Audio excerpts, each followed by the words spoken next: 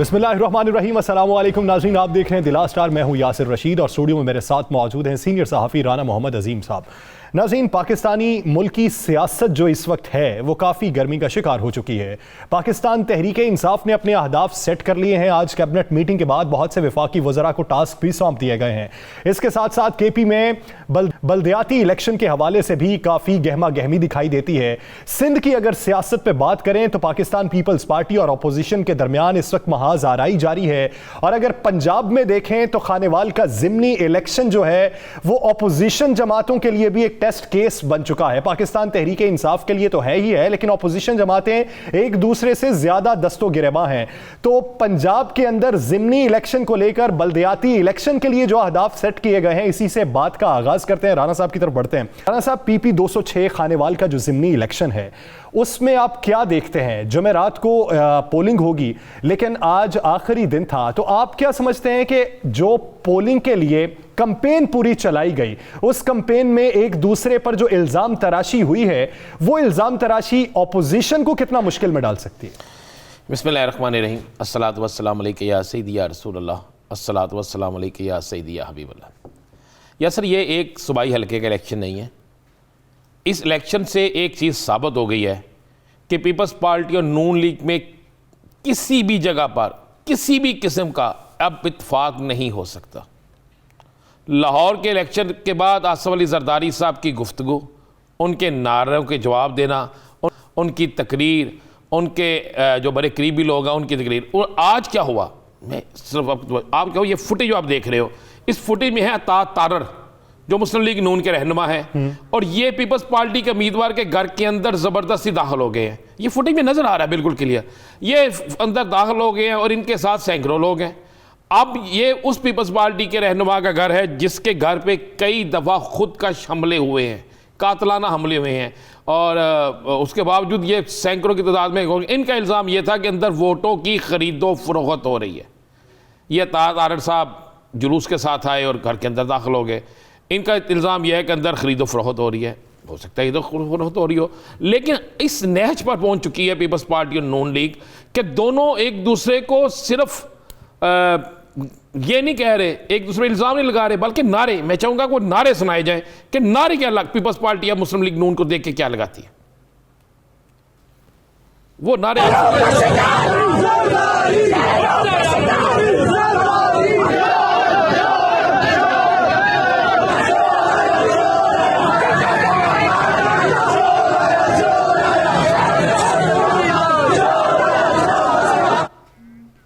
ये वो नारा है, चोर है जो पीटीआई लगाती थी। पीटीआई मुस्लिम लीग नून को देख के लगाती थी चोर है या नहीं हमें नहीं पता, हम बता रहे हैं। आज पीपल्स पार्टी वही नारे लगा रही है, सामने मुस्लिम लीग नून के रहनुमा खड़े हैं, तारर हैं, बाकी हैं, और पीपल्स पार्टी के कारकुन उनको आमने सामने खड़े होकर नारे लगा रहे हैं। गुफ्तगू भी जरा सुन लेते हैं। अली हैदर गिलानी साहब का क्या मौक़िफ़ है? नाज़रीन, पहले वो भी मुलाहिज़ा कर लीजिए, फिर आगे बढ़ता है।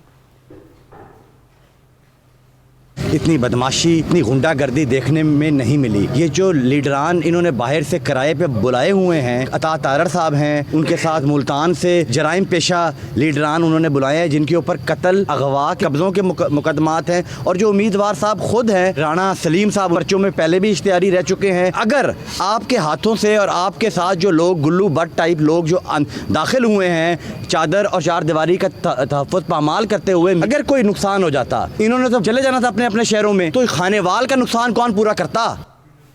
राना साहब, क्या वजह है पाकिस्तान तहरीक इंसाफ को पहले हदफ़े तनकीद ये सारी अपोजिशन जमातें बनाती थी, कैसा माहौल बन चुका कि तवज्जो उस तरफ से हट चुकी है, आपसी लड़ाई शुरू हो चुकी है? इसी तरह मैं ये तो कहना चाह रहा हूँ यार सर, उस हल्के में तहरीक इंसाफ की भी उम्मीदवार है, निशात डाहा साहब की बेवा जो हैं, उनकी तरफ किसी ने तनकीद नहीं की। पीपल्स पार्टी की तोपों का रुख नून लीग की तरफ, नून लीग की तोपों का रुख पीपल्स पार्टी की तरफ। नून लीग का आज जुलूस पीपल्स पार्टी के उम्मीदवार के घर में दाखिल हो गया। मुस्लिम लीग नून के लोगों ने वहां पे नारेबाजी की, उन्होंने कुछ लोगों को पकड़ा, बल्कि वहां पे मजे वाली बात है वही इल्ज़ाम जो लाहौर में नून लीग ने लगाया था, वो इल्ज़ाम वहां पर भी लगाया है। वहां पर क्या इल्ज़ाम लगाया है, वहां पे औरतें क्या बातें कर रही है, यासर ये भी सुन के देख लें, ताकि फिर हम उससे आगे बढ़े ना कि वहां पे औरतें किस तरह कह रही है, वाकई वोट बिक रहे हैं। मुलाहिज़ा कर लें। मुझे लेके आई है, कह रही है कि 7,000 वो दे रहे हैं, पुराने बात पे हल्फ, तो अब तो आपसे उन्होंने 2000 दिया कुरान पे हल्फ लेके।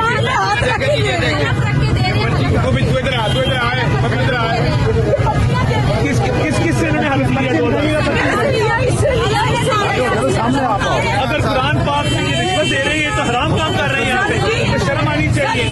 राना साहब, एक सवाल है, मुख्तलिफ इलाकों के मुख्तलिफ हालात होते हैं, जहाँ के मवाफिक हालात हों उसी को मद्देनज़र रखते हुए स्क्रिप्ट लिखा जाता है। ये स्क्रिप्ट मुमासलत क्यों रखता है NA 133 से? इसलिए कि उन्हें पता चल गया कि NA 133 में आराम से वोट मिल गए थे इसी पैटर्न पे, इसी तरीके से, और हो सकता है वहाँ पे भी मिल जाए। देखें वहाँ पे देहाती इलाके भी हैं, वो इलाका ऐसा है कि जहाँ पर गरीब लोगों की बहुत ज़्यादा अक्सरियत है, तो वहाँ से ख़वातीन से खासकर वोट खरीदेंगे। आप गौर करें ना, तो ये ख़वातीन की बहुत बड़ी तादाद मौजूद है। पीपल्स पार्टी का ये कहना है कि हमने अपनी ख़वातीन को बुलाया था वोटिंग डे की ट्रेनिंग के लिए। मुस्लिम लीग नून का दावा है कि हमने सामने लिया है कि ये ख़वातीन को पैसे दे रहे हैं। एक औरत कह रही है कि 7,000, दूसरी कह रही है नहीं जी 7,000 नहीं 2,000 मुझे दिया तुमने, पीछे से तुमने 7,000 का है। ये भी रबर पड़ा हुआ है, ये भी एक वीडियो हम आप सामने ले आए। अब मामला ये हो गया यासर कि एक तो मैं अपने को खबर ब्रेक कर दूँ, इस हल्के में एक FIR दर्ज हो गई है पीपल्स पार्टी के रहनुमा के घर जाने के हवाले से। जो एप्लीकेशन थी जो हमारी स्क्रीन पे चल रही है, मुद्दई भी वो उम्मीदवार खुद ही हैं? जी, इसमें मुद्दई जो उम्मीदवार हैं उनके हैं, अजीज़ हैं, और उम्मीदवार भी इसमें हैं। उसमें राना सलीम के खिलाफ, तारड़ के खिलाफ, चौधरी वहीद अहमद अराई साबिक MP है, शहजाद मकबूल भुट्टा साबिक MP, अब्दुल गफ्फार डोगर साबिक MNA, Saeed कांजू information secretary Multan, कैसर मामले मुल्तान, सोकस नामुन अफराद। इस पर उन्होंने FIR दर्ज हो चुकी है, लेकिन FIR को बाहर नहीं निकाला जा रहा। कब FIR को सामने लाया जाएगा, कब ये सारा कुछ किया जाएगा, कब ये सब कुछ आएगा सामने? उसमें उन्होंने लिखा पोलिंग एजेंट्स को मार्केटाई करके खवातीन पोलिंग एजेंट को असले की नुमाइश की, 1 कॉल की, पुलिस काफ़ी लेट पहुंची, ये सारा कुछ लिखा गया। ये उम्मीदवार जो है ना मीर सैयद वासफ हुसैन, इसकी तरफ से ये एप्लीकेशन दी गई है, और ये एप्लीकेशन जो है मुस्लिम लीग नून के रहनुमाओं के खिलाफ दी गई है। अच्छा, ये आप ये देखें कि इसका माहौल भी, यहाँ पे इलेक्शन का माहौल भी डस्का इलेक्शन जैसा होता जा रहा है। उससे ज़्यादा सख्त, डस्का इलेक्शन में कुछ माहौल नहीं था, ये उससे भी खौफनाक माहौल होता जा रहा है, इसलिए कि यहाँ पर तीसरी दफ़ा ये वाक़या हो गया। देखिए, डस्के में आप किसी के घर के अंदर दाखिल नहीं हुए, मुझे समझ नहीं आई, अगर अंदर वोट बिक रहा था, बाहर खवातीन थी, तो आप वीडियो बनाते, आपके पास सोर्स था, आप करते। ये किसी के घर में दाखिल हो जाना, चादर चार दीवारी का तकद्दस पमाल करना, और उसके बाद उसके घर के अंदर दाखिल हो जाना, क्या ये किसी लीडर को जेब देता है? खुदा न खास्ता यहाँ पर कोई ऐसा वाक़या हो जाता तो उसकी जिम्मेदारी किस पे आनी थी? अब माहौल वहाँ पे ये हो चुका है कि दोनों इतराफ से, लाहौर से, दीगर शहरों से बंदे नून लेके पहुंचे हुए हैं, उनके वहाँ से भी पहुंचे हुए हैं, और PTI के जो उम्मीदवार है वो सुख की बांसी बजा रहे हैं। वो कह रहे हैं ठीक है, ये आपस में लड़ते हैं, नहीं लड़ने दे। तो इसी तरह ही लग रहा है कि जैसे आग दोनों तरफ लगी हुई है और PTI बाहर बैठकर आग सेक रही, बिल्कुल इस तरह हो रहा। मुझे तो ऐसा लग रहा है कि जैसे PTI ने लाहौर में भी प्लानिंग के तहत किया गया और वहाँ पर भी ऐसा हुआ। अब हालात ये हो गए हैं कि पीपल्स पार्टी का कारकुन नून लीग के कारकुन को बर्दाश्त करने के लिए तैयार नहीं है, नून लीग की क़यादत को बर्दाश्त करने के लिए तैयार नहीं है। आपने नारे सुन लिए, नून लीग का कारकुन पीपल्स पार्टी को किसी सूरत में बर्दाश्त करने के लिए तैयार नहीं है, और यह फैसला हो चुका है। मैं आपको बता दूं कि पीपल्स पार्टी को पंजाब में किसी सूरत में, नून लीग कहती है किसी सूरत में पंजाब में उन्हें कदम नहीं रखने देना, पंजाब में उनको उनके कदम मजबूत नहीं होने देने। इसीलिए आप गौर करें, ये जो एक और नजर आ रही है, गाड़ी के ऊपर कौन थे? गाड़ी के ऊपर अता तारड़ थे, ठीक है, वो अपने आए, उन्होंने आके जुलूस की क़यादत की, वहाँ पे आए, और सीधा ये उम्मीदवार जो पीपल्स पार्टी के जो उम्मीदवार है उसके घर के बाहर खड़े हैं। ये किसी चौक में, चौराहे में नहीं है, उसके घर के बाहर है, अंदर जाना है इन्होंने। उसके बाद हमने फुटेज में दिखाया, वो अंदर भी चले गए। अब हालात ये पैदा हो गए हैं कि पीपल्स पार्टी और नून लीग के दरमियान चंद दिन पहले जो तलखी बरी थी उसको ख़त्म करने के लिए कुछ मुसाहलतकार जो थे वो शहबाज शरीफ साहब की भी फरमाइश पर और ख्वाहिश पर, और दूसरी तरफ से भी खुर्शीद शाह साहब की ख्वाहिश पर, मैं आपको ये दोनों नाम दे रहा हूँ, इनकी ख्वाहिश पर कोशिश कर रहे थे कि ये अब कुछ माहौल बेहतर हो जाए, और एक इलेक्शन है, गुजर गया, कोई बात नहीं। लेकिन आज के इस इवेंट के बाद, ये जो इवेंट हुआ है, जो तलखी हुई है, जो FIR की दरखास्त गई है, साबिक़ वज़ीर-ए-आज़म यूसुफ रज़ा गिलानी साहब के बेटे की आपने गुफ्तगू सुन ली है, उन्होंने क्या कहा है। अब पीपल्स पार्टी वहाँ बड़ी सख्त इस वक्त नाला है और बड़ा गुस्से में है, और दूसरी तरफ नून लीग बड़े गुस्से में है। वो कहती है जी वोट खरीदते हैं, और ये बाद में कहेंगे नून लीग का वोट कम हुआ और पीपल्स पार्टी का बढ़ गया। वो कह रहे हैं तहरीक इंसाफ को शायद वो ना हो, लेकिन ये हमें नुकसान पहुँचाने की कोशिश करेंगे। तो ये हालात जो है वहाँ पे चल रहे हैं, और इन हालात में वहाँ पे इतनी सख्त मामला ख़राब हो चुके हैं कि आप सोच नहीं सकते आने वाले दिनों में ये। हाँ, मैं एक और बता दूँ, ये मुसाहलतकार सुलह के लिए मुतहर्रक हो चुके थे, और इन्हें कोशिश कर रहे थे कि आप एक पेज पे नहीं भी आ सकते, लेकिन आप हुकूमत के खिलाफ बात करें। आपस में मत लड़ें, वो मसालतकार भी बीच में से साइड पे हो गए। यानी ऐसी सूरत हाल पैदा हो चुकी है कि मुसालहतकारों को भी ये लगा कि तशवीशनाक सूरत हाल के अंदर ये आग ठंडी नहीं पड़ने वाली, तो इसलिए उन्होंने खामोशी इख्तियार करना ही बेहतर समझा। नाज़रीन, इस सारे मामले में हुकूमती तरजीहात क्या हैं, तौजीहात क्या हैं, उसी पर बात करेंगे, लेकिन एक ब्रेक कहीं नहीं जाएगा। Stay with us.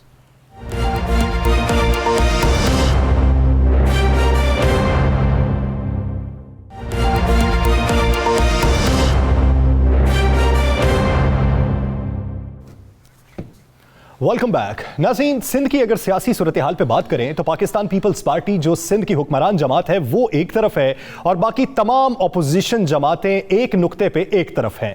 Pakistan peoples party का मौक़िफ़ ये है कि नया बल्दियाती कानून हम जो लेके आए हैं उसमें शहरी हुकूमत को हमने हुकूक ज़्यादा दिए हैं, उसे मजबूत किया है, लेकिन अपोजिशन जमातें इसके बरअक्स मौक़िफ़ रखती हैं। इसमें हकीकत क्या है और ये जो अपोजिशन जमातें उस बल्दियाती कानून को जो नई तरामीम है उसको काला कानून कह रही हैं, उसका हासिल हुसूल क्या होगा, सद्देबाब क्या होगा, इसी बारे में बात करने के लिए पाकिस्तान पीपल्स पार्टी के रहनुमा कादिर मंदोखेल साहब ने हमें ज्वाइन किया है और पाकिस्तान तहरीके इंसाफ के रहनुमा opposition leader Sindh assembly Haleem Adil Sheikh sahab हमें ज्वाइन कर चुके हैं। आप दोनों हजरात का बेहद शुक्रिया।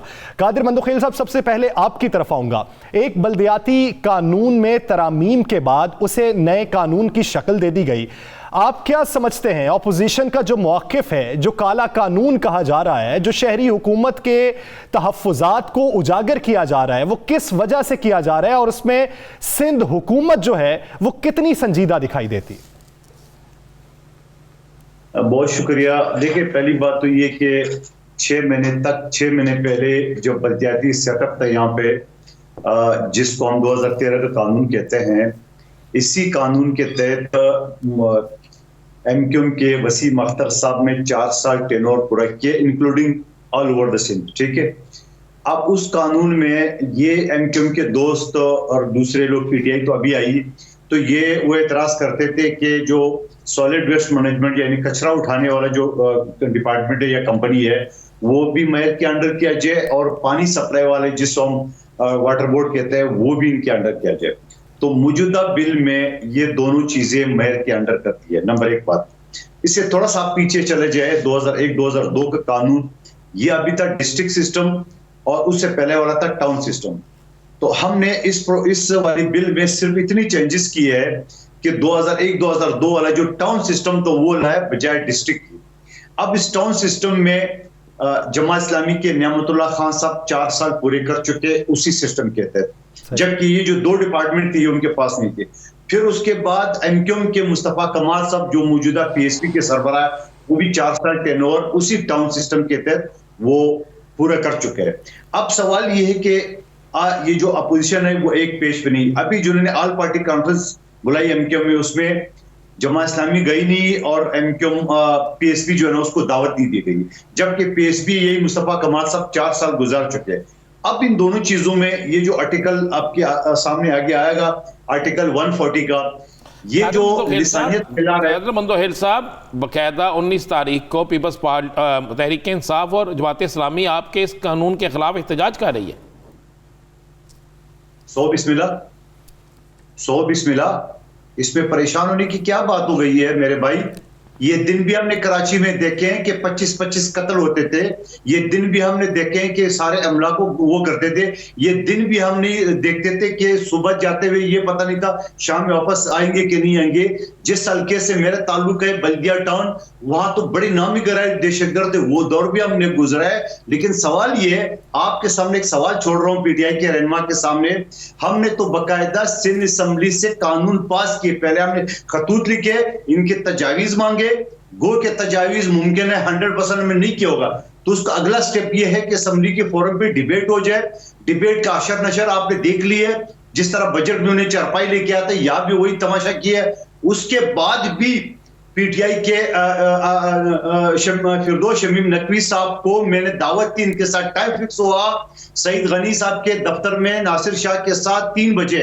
उस दिन उनका गवर्नर हाउस में इजलास था, एमक्यूएम के साथ भी बात हो गई है, एमक्यूएम ने फोन मेरा उठाना छोड़ दिए मैसेजेस के बावजूद। शमीम नकवी साहब जब 2:30 बजे फारिग हो गए गवर्नर हाउस से, तो मैंने इससे रब्ता किया कि चले भाई आपके साथ तो मीटिंग फिक्स है। कह रहे नहीं, वो आप हमें खत लिखे, भाई आपके साथ जब एक तय हो गई, सब चीज तय हो गई, खत लिखे, बोले नहीं हम खत लिखिए, अब हमारा फैसला चेंज हो गया। अब आप मुझे बताओ आपका मौकिफ आ गया है। शेख साहब से इस मौकिफ पे बात कर लेते हैं। हलीम आदिल शेख साहब, पाकिस्तान पीपल्स पार्टी का मौकिफ ये है, उन्होंने कहा कि डीएमसी के पास जो इख्तियारात थे वो हमने केएमसी को मुंतकिल कर दिए, तो ये शहरी हुकूमत को कमज़ोर करना कैसे हुआ? बहुत सी कमेटियों की सरबराही हमने मेयर को तफवीज़ कर दी और नायब सरबराह हमने कमिश्नर को बना दिया, तो इससे कमज़ोर करना कैसा हो गया? वो ये समझते हैं कि आप डायलॉग करना ही नहीं चाहते थे। देखिए, पहले मैं बड़े सीनियर एंकर्स भी मौजूद हैं और सहाफ़ी भी मौजूद हैं, तो मैं बताना क्लियर करना चाहता हूं कि ये कोई कराची लोकल गवर्नमेंट एक्ट नहीं है या कराची का ये तरामीम नहीं है जिसको हम डिस्कस कर रहे हैं। ये जो तरामीम हुई हैं सिंध लोकल गवर्नमेंट एक्ट 2013 में हुई हैं और ये Sindh local government amendment bill 2021 है।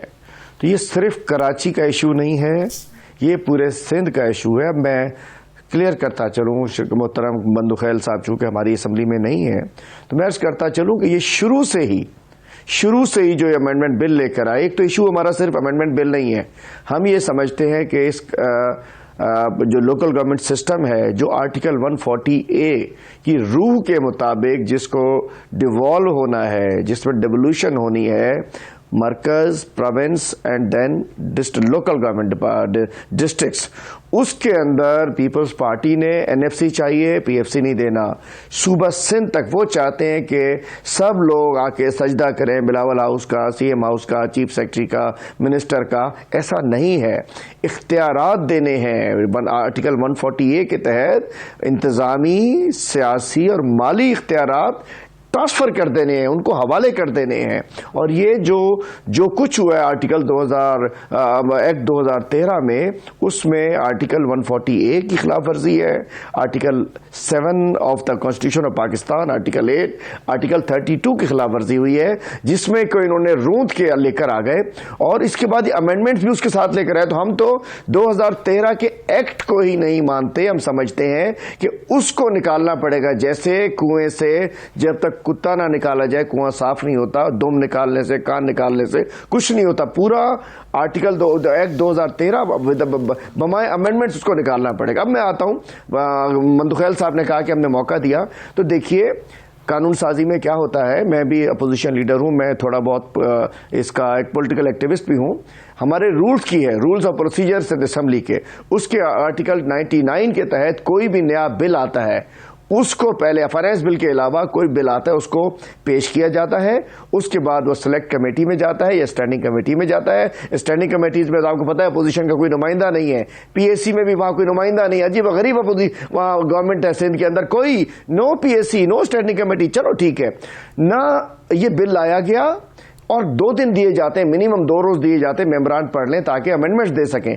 पहली दफा जब लेकर आए, एक ही दिन में, एक ही लम्हे में पास किया, पेश किया, दूसरे लम्हे में पास कर दिया। शेख साहब आपका मौक़िफ़ आया, आपकी तरफ दोबारा आते हैं। शेख साहब आपकी तरफ दोबारा आते हैं, जरा कादर मंदुखैल साहब से पूछ लें। कादर मंदुखैल साहब, तमाम सियासी जमातें आपके खिलाफ स्टैंड ले रही हैं, आपकी इत्तेहादी जो ANP जो है वो भी इस पर आपके खिलाफ एहतजाज कर रहे हैं। पीपल्स पार्टी तैयार है इस एहतजाज का जवाब देने के लिए? मोस्ट वेलकम, पहली बात। दूसरी बात यह है कि मैं भी रुकन कौमी असम्बली हूँ, लॉ एंड जस्टिस का पार्लियामेंट्री अफेयर्स कमेटी का भी मेंबर हूँ। तरीका बिल का ये होता है, पहले तो तजावीज़ हमने मांगी, उन्होंने दिए, गो कि हमने 100% नहीं मानी। उसके बाद बिल की सूरत में एक तहरीक पेश होता है, तहरीक जब मेजॉरिटी से मंजूर होता है तो फिर उसके बाद उसको कमेटी की तरफ रेफर कर लेता है अगर उस पर कोई डिबेट हो जाए। जब आपने डिबेट ही नहीं किया है, जब आपने हंगामा ही शुरू कर दिया है, आपने तूफानी बदतमीजी कर दी, आपने गाली गलोच की है, तो उसके बाद फिर कमेटी को भेजने का कोई तुक तो नहीं बनता है। नंबर 1 बात। दूसरी बात यह है, यही सवाल मैं आपसे कहना चाह रहा हूं, हमने तो फिर भी जमहूरी रास्ता अपनाया है। तो आपने पंजाब में क्या किया, पहले तो अपने बलदियाती अदारे तोड़ दिए, फिर अल्लाह अल्लाह करके सुप्रीम कोर्ट 1 महीने पहले बहाल कर दिए। बहाल करने के बाद आपने ऑर्डिनेंस के जरिए दोबारा कानून लाया, आपने इस्लामाबाद में ऑर्डिनेंस के जरिए कानून लाया। तो आप पहले अपने गिरबान में देख लें। हम तो कानून साजी में जमहूरी तरीके से प्रोसेस में चलते हैं। आप तो वही ऑर्डिनेंस फैक्ट्री सदर पाकिस्तान बैठा हुआ है या गवर्नर आपके बैठे हुए वो ऑर्डिनेंस पेश कर लेते हैं। आप भी जमहूरी तरीका अपना है। और फिर उसके बाद भी मैं ये कहना चाह रहा हूं, कोई ये इकट्ठे नहीं है। मुस्लिम लीग नून से अलग हो चुकी है। वो जो इनकी ऑल पार्टी कॉन्फ्रेंस था उसमें वो जरूर शिरकत की, मगर उन्हें सिग्नेचर नहीं किया। हमसे बात हो गई, हमने उसको ब्रीफिंग दी, वो मुतमईन हो गए।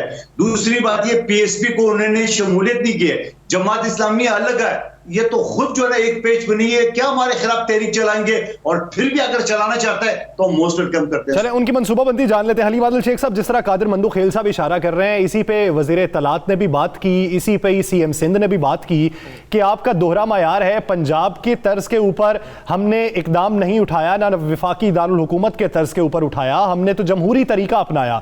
दूसरी बात ये कि जो एक दूसरे पर तनकीदी नश्तर बरसाए जा रहे थे, हम ये समझते थे एमकेएम पाकिस्तान पे बात हो रही है, लेकिन वज़ीर तलात तो आज ये कहते हैं कि गाली गलोच की जबान जो है वो तो पाकिस्तान तहरीके इंसाफ ने इस्तेमाल की असेंबली फ्लोर पे।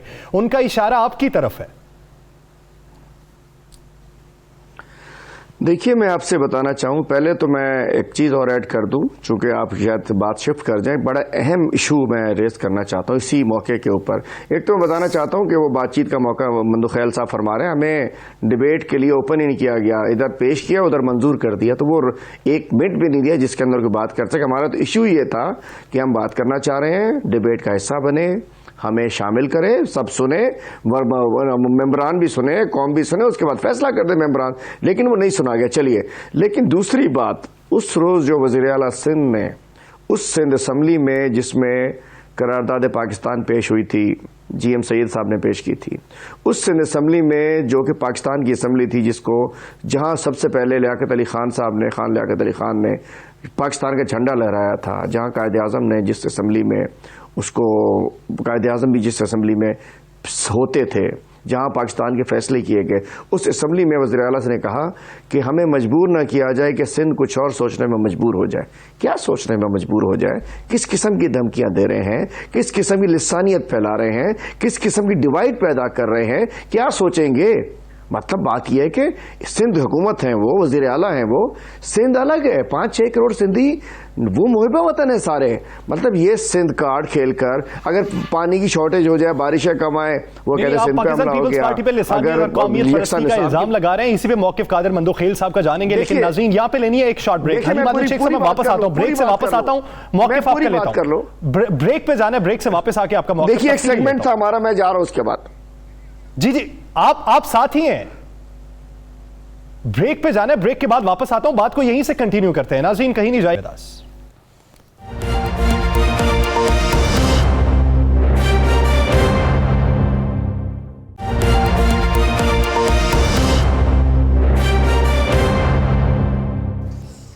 ब्रेक के बाद एक बार फिर से खुशामदीद। हलीम आदिल शेख साहब, बात अपनी मुकम्मल कर लीजिए, फिर उसी पे मौक़िफ़ कादिर मंदू खेल साहब का भी ले लेंगे। जी, मैं कह रहा हूं कि ये बड़ा एक खौफनाक सा एक स्टैंड उन्होंने लिया कि असेंबली में बात हो रही थी, इन्होंने बात नहीं करने दी। जो भी था, झगड़ा स्टार्ट किसने किया, कैसे नहीं किया, जब आप दबा देते हैं, इनकी तरफ से मार पिटाई शुरू की गई, लेकिन सब चीज़ चल गई। लेकिन वहाँ कहा कि जी हमें मजबूर ना किया जाए, कुछ और सोचने में मजबूर ना हो जाए। ये लिसानियत, ये अलहदगी पसंद सोच, ये मैं कहना चाहता हूँ कि वो जो मुत्तहिदा बानी का जो एक सोच था, उनका नया वर्जन जो आ रहा है कि लड़ा के आपस में शहरी को दर्ज, ये जुल्म में बताना चाहता हूं। ये सिर्फ कराची नहीं, ये लड़काना के साथ भी बहुत जुल्म है, सक्खर के साथ भी, वहां भी गंदा पानी लोग पीते हैं, कुत्ते की वैक्सीन वहां नहीं मिलती है, गटरों में बच्चे वहां भी गिरते हैं।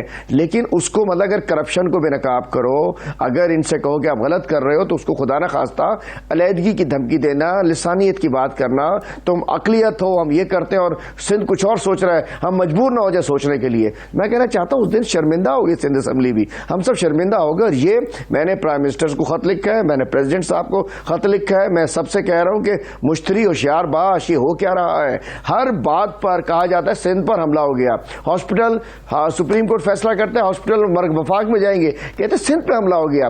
सिंध के नौजवानों का जहन खराब किया जा रहा है। मैं कहना चाहता हूं प्रेस कॉन्फ्रेंस में बड़ा सख्त अल्फाज इस्तेमाल किए कि जो इसको काला कानून कहते हैं उनका मुंह काला करेंगे। आज ये तो तहरीक इंसाफ के साथ और एमकेएम के साथ आपकी तलखी चाली चल रही है। पंजाब में आज आपके उम्मीदवार के घर पे मुस्लिम लीग नून के लोगों ने हमला किया, आप लोगों ने एक FIR की दरख्वास्त भी दे दी, उस पर साबिक वज़ीर आज़म के जो बेटे हैं उन्होंने बड़ी धुआंधार तकरीर की है। तो पीपल्स पार्टी क्या तमाम महाजों पर अपने सियासी मुखालफिन के साथ इसी तरह सख्ती से काम करना शुरू कर दिया? बड़ी तेज़ हो गया पीपल्स पार्टी की इंक्स। देखिए, पहली बात का मैं जवाब थोड़ा देता जाऊं। ये बिल क्या चीज है? हमारी अक्सरियत है, 10 दिन हम इंतजार कर रहे हैं। आर्टिकल 116 सब क्लास 4 के तहत गवर्नर साइन नहीं भी करेगा तो एक्ट बन जाएगा। नंबर 1 बात, ठीक है। जहां उन्होंने कौमी असम्बली में सेनेट में नाकामी के बाद ज्वाइंट सेशन का सहारा लिया है, यहाँ तो हमारी सादा अक्सरियत है, वैसी हमें जरूरत नहीं। ये कानून तो बन जाएगा। आप मुझे बताओ, क्या इस कानून में हम पाकिस्तान के खिलाफ बात करेंगे? जहां हमारी अक्सरियत है, हमारी हुकूमत है। जब हमारी कायद को शहीद किया दहशतगर्दों ने, उस वक्त आसिफ अली जरदारी ने पाकिस्तान खपे का नारा लगाया। आज हम पाकिस्तान को गालियां देंगे? हमने तो ये कहा बिलावल साहब ने कि ये पाकिस्तान को गाली देने वाले हैं। ये जनापुर के नक्शे बरामद वाले इनके इत्यादि बैठे हुए, इनके बगल में बगलशीर हो रहा है। हम तो उसकी बात कर रहे थे। और फिर दूसरी बात ये कि वजीर आला की बात को भी दूसरी तरफ ले जा रहा है। बात करेंगे कानून साजी को, पर आप बात दूसरी तरफ ले जा रहा है। ये कुछ भी नहीं कर सकेंगे, इसी तनख्वाह पे काम करेंगे। ये शुक्र अल्लाह का अदा करेंगे कि आइंदा 1.5 साल ये पूरा करे। आज इनके वजीर इत्तलात ने कहा कि दवाइयां महंगी हो गई तो क्या फर्क पड़ता है, 2 से 5 रुपए हो गए तो क्या फर्क पड़ेगा। इनका रवैया जो 3 महीने में नया पाकिस्तान बनना था, आज पुराने पाकिस्तान की हाल की आपके सामने है। बाकी रह गए पंजाब। मंदो खैर साहब, पीपल्स पार्टी इल्जाम लगाती है कि तहरीक इंसाफ ने कुछ नहीं किया, हर चीज बर्बाद हो गई, महंगी हो गई, सब कुछ हो गया।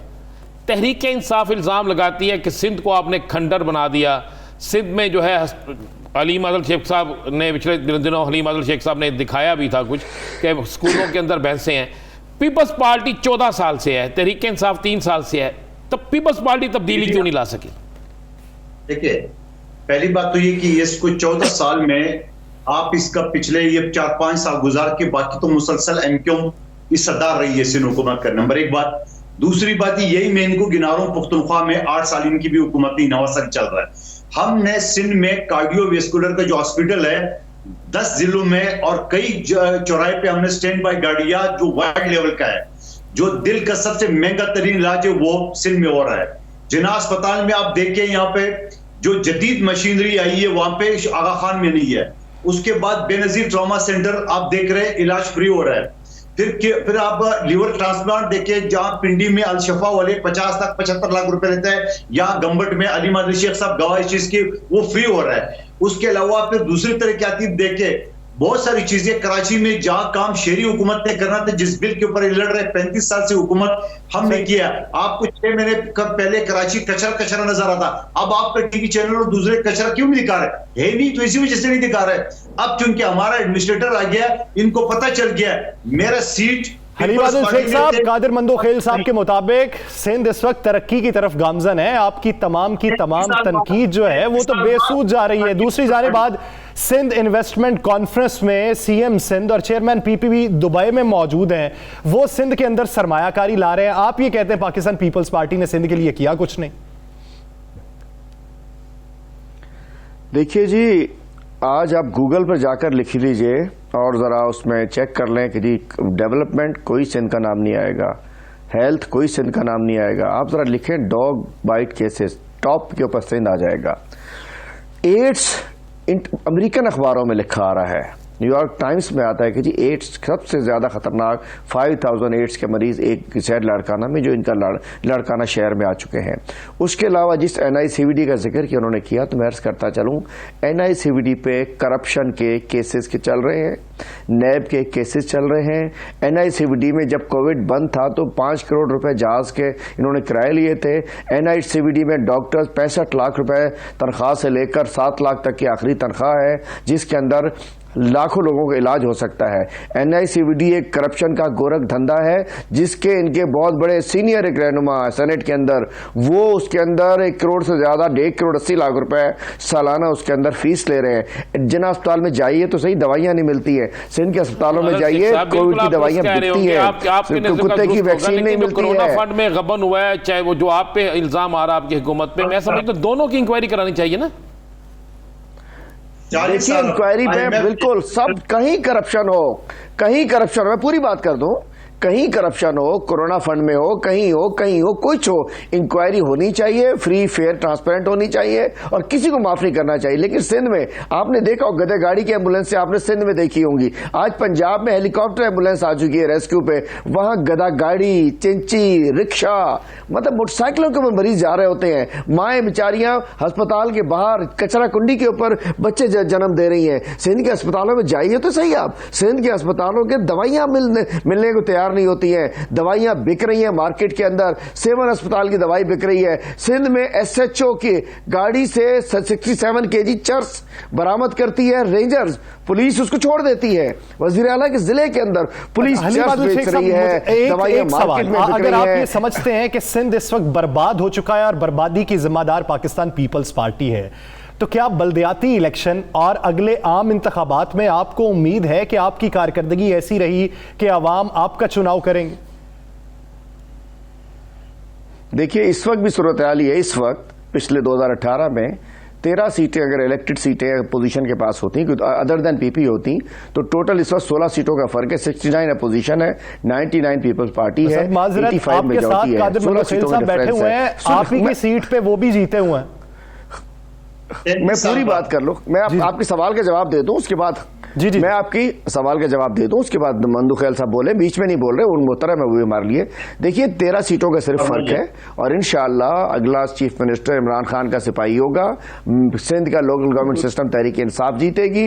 अल्हम्दुलिल्लाह पीपल्स पार्टी को सिंध से सफाया हो जाएगा।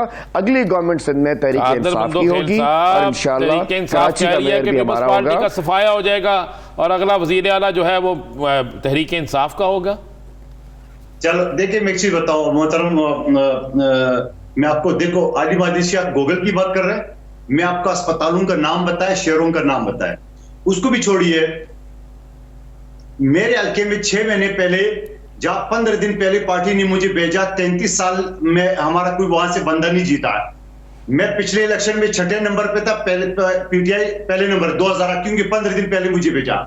आज मैं पहले नंबर पे हूं, पीटीआई 6ठे नंबर पे। ये देखो फर्क है, ये कराची शहर की बात बता रहा हूं आपको। 1 साल पहले यूसुफ बलोच हमारे मलिर से, वो जमनी भी जीत चुका है, इससे पहले भी, जबकि ये सीट 10 साल से एमक्यूएम के पास था। तो मैं तो आपको फिगर बता रहा हूं पूरा। और फिर उसको भी छोड़े, अभी जो कंटोनमेंट का इलेक्शन हुआ, अली मादरी शेख साहब जिस जगह में रहते हैं, वहां कंटोनमेंट कलेक्टर बोर्ड के 10 सीटों में, जहां इनका गवर्नर सदर पाकिस्तान अली मादरी शेख साहब, फैसल वाडा, अली जैदी समेत 19 रहनुमा रहते हैं, वहां हमने 4 सीटें ली है, पीटीआई ने 2 ली है। पिशावर के कंटोनमेंट के 5 सीटों में पीपल्स पार्टी ने 2 लिए, पीटीआई ने 1 ली है। ओ भाई, ये तो मैं आप भी का फिगर बता रहा हूं आपको। ये कौन सी गदा गाड़ी दूसरे की बात करे हमारे सामने? मैं तो आपको अस्पतालों का नाम बता रहा हूं। और कादर मंदोखेल साहब, आपने सीटें जीती, जहां जीती वहां हारी भी। पंजाब के अंदर आप वो पोजीशन नहीं ले सके जनूबी पंजाब में जिसका आपका दावा था। सारी सियासी जमातें आपके मुखालिफ हो चुकी हैं, सार सियासी जमात से आपकी लड़ाई शुरू हो चुकी है। आप बताएं आगे आने वाले इलेक्शन में किस तरह सरवाइव करेंगे? आप ये देख लें कि जो सारी सियासी पार्टियां मुखालिफ हो चुकी है, तो हमारी तो ग्रोथ बढ़ रही है। 33 साल बाद पीपल्स पार्टी ने मेरी सीट निकाली है। पंजाब में लाहौर में 5,500 से हमारे 32,500 वोट बढ़ गए। कश्मीर में हमारे सेकंड। आप ये समझते हैं कि वफाकी हुकूमत में ना होते भी आप अपोजिशन है, तो तमाम जमातें अगर आपके मुखालिफ हैं तो वो आपकी कारकर्दगी की बुनियाद पे हैं, तो ये फिर आवाम को फैसला करने देते हैं अगले बल्दियाती इंतखाबात और आम इंतखाबात में पाकिस्तान पीपल्स पार्टी और पाकिस्तान तहरीक इंसाफ में सर फहरिस्त कौन रहता है। बहुत शुक्रिया कादिर मंदोखेल साहब और हलीम आदिल शेख साहब इस हवाले से अपना वक्त देने के लिए। नाज़रीन, दीगर सियासी मंजरात करेंगे एक शॉर्ट ब्रेक के बाद, कहीं नहीं जाएगा, स्टे विद अस।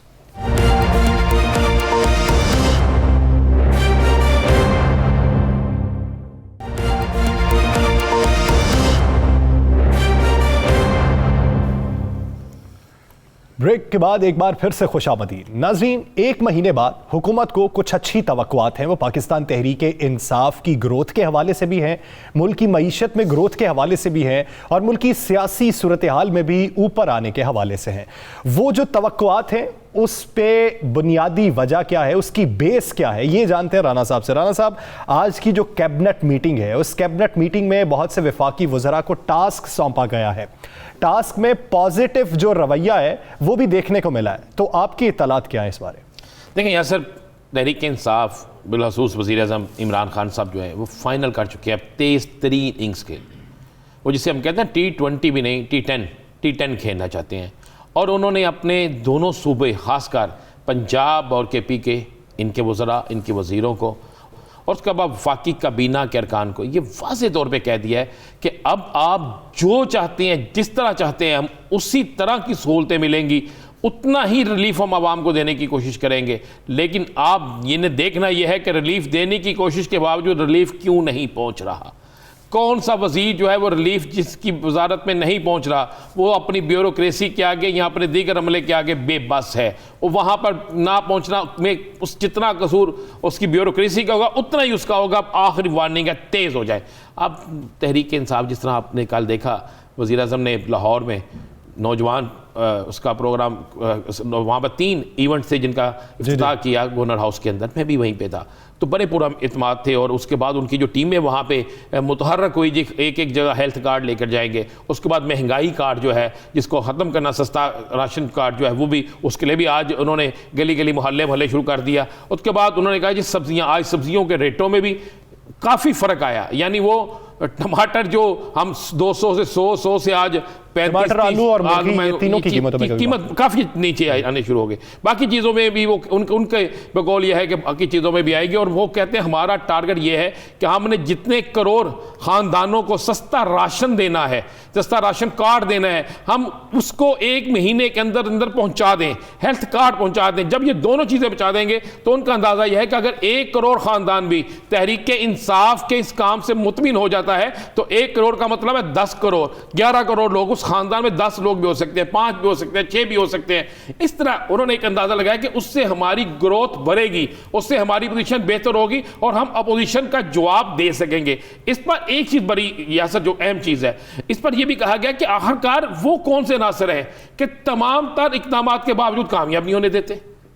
तमाम तर इक़दामात के बावजूद 3 साल हो गए हैं, ब्यूरोक्रेसी नहीं कामयाब होने देती। फिर उन्होंने कहा यह भी चेक किया जाए कि हमारे अंदर की वो बात जो होती ही नहीं उसको बाहर बनाकर कौन पेश करता है। तो उस पर यह फैसला किया गया कि अब ऐसे ब्यूरोक्रेट्स और ऐसे हमारे ही अरकान जो बाहर ये चीज़ें पहुंचाते हैं, जो बाहर इतलाआत पहुंचाते हैं, ऐसे सरकारी अफसरान जो बाहर ऐसी अफवाहें फैलाते हैं कि जिससे हुकूमत के खिलाफ एक मूवमेंट बनती है, तो उस पर उन्होंने कहा हमने बड़ा सख्त एक्शन ले और आप माफ़ी ना दें, ना किसी वजीर को, ना किसी मशीर को, ना किसी और को, सबको अपना काम करना पड़ेगा। खासकर उन्होंने अपने तंजीमी अहदेदारान को कहा कि उनको अहमियत देनी शुरू करें। और मैं आपको एक बड़ी बात बता दूँ, आपको पता ना आज एक ऐसे खबर गर्दिश करना शुरू कर दी कि जनाब आज पंजाब की जो इजलास हुआ है, जो उसमें यह डिस्कस हुआ है कि IG पंजाब को तब्दील किया जाएगा। अच्छा, एजेंडे में कुछ और था, इतना शोर मच गया, इस तरह टीवी पे ब्रेकिंग चलनी शुरू हो गई। अच्छा, उस एजेंडे में वो जो चीज़ शामिल थी उसने इसी तरह लगता था, लेकिन वो चीज़ें बाहर किस तरह निकली, इस पर भी वज़ीर आज़म ने भी देखा और उनके वज़ीर आला पंजाब ने भी, हुसैन खाबर बहुत मुतहर्रक हैं, जो वज़ीर इनके तर्जुमान बहुत मुतहर्रक है। मैंने देखा कि वो बड़े दीन में और अच्छे तरीके से करते, उन्होंने भी इस पर देखा। तो अब ये इस नतीजे पर पहुँच चुके हैं कि इन्होंने कुछ काम सख्त करने हैं, कुछ लोगों की कुर्बानी होनी है जो ये सारी खराबी पैदा कर रहे हैं, और ये वार्निंग आखिरी है। और ये T10 जो है इस तरीके से इन्होंने खेलना है, और ऐसा अगर ये खेलेंगे तो शायद कामयाब हो जाए। अगर ये नहीं खेलेंगे, देखें बल्दियाती इलेक्शन है, इसमें रिजल्ट आना ही आना है, इसमें देर नहीं करनी, इन्होंने रिजल्ट फौरी आना है। 19 दिसंबर से शुरू हो गया काम, तो 19 दिसंबर से जो काम शुरू हो रहा है, आप क्या समझते हैं जो KPK का रिजल्ट होगा वो पंजाब में असरअंदाज नहीं होगा, वो सिंध में असरअंदाज नहीं होगा। KPK से निकलने वाला रिजल्ट जो है बाकी तीनों सूबों में उसकी जो गर्दिश जो उसके शोर होगा। ये तो एक पूरा मुनज़्ज़म तरीका कार है जो वज़ा कर लिया गया, अब उसी पे अमल दरामद करना है। ये तो हुकूमत ने अपनी जो हिकमत अमली बनाई, अब उसकी एग्जीक्यूशन देखनी है ना किस तरीके से होती है। इत्तहादियों के साथ जो मामलात है अपने लोगों के साथ, वो किस नहज तक पहुंच चुके हैं। पाकिस्तान मुस्लिम लीग काफ़ी ये कहती है कि नुकसान होगा तो दोनों का होगा, फ़ायदा होगा तो दोनों का होगा। उन्होंने साथ ये भी कहा कि जिस जगह भी मुसालिहतकारी हमने की, हमारी कदर नहीं की गई। नहीं, अच्छा, ये बात तो दुरुस्त की है उन्होंने, या सर अगर बात देखी जाए तो बात तो दुरुस्त है। अगर उन्होंने वो धरने का जिक्र किया तो धरने में बड़ी, देखें चौधरी बरादरान जो है ना वो बड़े वज़ादार आदमी हैं। चौधरी परवेज़ इलाही साहब, चौधरी शजात हुसैन साहब, अल्लाह ने सेहत कामला अता फरमाए, बीमार हैं, लेकिन चौधरी परवेज़ इलाही साहब ये बड़े वज़ादार आदमी हैं। जहाँ पर आपने नामुमकिन मसले को हल कराना होना तो इनको भेज दें, ये मसले हल करा लेते हैं। कौन सी ऐसी सियासी जमात है या सर जिनके लिए इनके दरवाजे या उनके लिए इनके दरवाजे नहीं खिले, दोनों तरफ से। मतलब खुलने का मतलब है ये जहाँ जाते हैं वज़ादारी से एक काम करवा लेते हैं। हुकूमत की 6 दफ़ा, ये तो 2 दफ़ा का जिक्र किया है ना, मेरे पास इतला है कि 6 दफ़ा चौधरी परवेज़ इलाही ने हुकूमत की मुश्किलात को हल करवाया है। अंदरूनी तौर पे और आज पंजाब में बगावत रुकी हुई है ना, इसका सेहरा चौधरी परवेज़ इलाही का सर है। ये मैं बिल्कुल आपको ये मुसद्दका चीज़ है कह रहा हूँ। तो बात तो ठीक है कि जब आप एक फरीक से सारे मसले हल करवा रहे हैं, मुश्किल आती है वो आपके साथ खड़ा हो जाता है, परेशानी आती है वो आपकी परेशानी हल करने चला जाता है। और जब वो अपना हिस्सा, अच्छा वो हिस्सा पैसे तो नहीं मांग रहे, वो हिस्सा ये मांगते हैं जहाँ जहाँ पे उनके लोग मौजूद हैं, भाई आपने तरक्याती फंड देने हैं, आपने वहाँ पे इंतजामिया की तब्दीली और दीगर मामलात हैं। अगर एक जगह पर ऐसा आप कोई अफसर लगा देते हैं जो इनके लोगों को सिर्फ तंग करता है, जो बात नहीं मानता, ये अवामी मसले लेके जाते हैं वो हल नहीं करता, तो ये तो सीधा इल्जाम होगा ना कि जनाब इनको टाइट करने के लिए किया जा रहा है। तो ये मामला है, परवेज़ इलाही साहब ने बिल्कुल ठीक कहा सर कि मुश्किल वक्त में हम होते हैं और हमें वो ठीक कहते हैं। वो कहते हैं डूबेंगे तो हम भी डूबेंगे। देखें वो तो इतने दरेबस आदमी है कि उन्होंने मुशर्रफ को कहा था इतनी दफ़ा वर्दी पहन के आए, हम इनके साथ खड़े होंगे। तो इनको तो चाहिए कि एक शख्स चौधरी बरादरान अगर इनके साथ खड़े हैं तो उनके मुतालबे क्या हो सकते हैं। वज़ारत आला वो मांग नहीं रहे आपसे, वो आपसे अपनी वो चीज़ें मांग रहे हैं जो आपसे तय हुई हैं। अब उसमें होता क्या यासर, आपको क्लियर करो, उसमें कुछ वज़रा अपनी कारकर्दगी दिखाते हैं, कुछ लोगों के अंदर अपनी थोड़ी सी ईको है, कुछ लोग ऐसे हैं जो चाहते हैं कि जनाब मसला फंसा रहे और जब मसला फंसा रहेगा तो हमारी भी वैल्यू बनेगी। मेरे पास चंद ऐसे वज़रा के नाम है जो सुबह से लेकर शाम तक चौधरी बरादरान के खिलाफ सिर्फ प्रोपेगेंडा करते हैं, सिर्फ प्रोपेगेंडा, और कोई काम नहीं उनको। जहां बैठना उन्होंने चौधरी बरादरान के खिलाफ करना, जबकि चौधरी बरादरान जो है वो जो बात करते हैं खुल के करते हैं। उनको गिला था, उन्होंने खुल के कर दिया, उसके बावजूद वो कहते हैं हम साथ देंगे, साथ नहीं छोड़ेंगे। आपको नहीं पता, मैं आपको ये भी बता दूं, आसफ अली जरदारी साहब जब ये लाहौर आए हुए थे तो कई ऑफर्स दी गई चौधरी परवेज़ इलाही साहब को। ये तो आपको पता है, आपको पता है मुस्लिम लीग नून की तरफ से ऑफर्स आई हैं उनको। उन्होंने वाजे कहा है कि हमने जब तक की जो कमिटमेंट की है उसे हम पूरी करेंगे, उसके बाद हम देखेंगे हमारा इनके साथ गुजारा होता है या नहीं होता, फिर हम फैसले करेंगे। जो फैसले करेंगे वो पीछे बैठ के नहीं करेंगे, ओपन करेंगे और सबके सामने करेंगे।